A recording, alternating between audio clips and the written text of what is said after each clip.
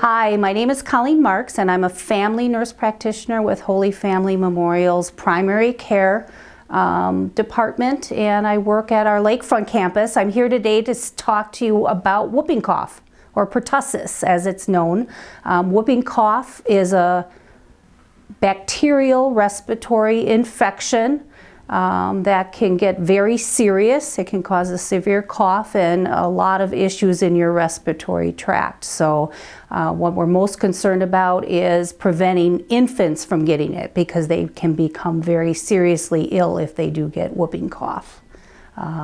Whooping cough starts with cold symptoms. So you may have a sore throat, runny nose, a little bit of a cough, but in 1 to 2 weeks it becomes a very severe cough where mucus can plug up your bronchial tubes, and it's a severe cough to the point where you may vomit, and you may have that whoop noise in your cough, and that's why it's caused whooping cough.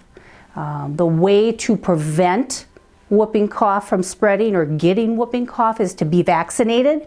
Our infants get vaccines at 2, 4, 6 months of age, and then between 15 and 18 months of age, and then between the ages of 5 and 7.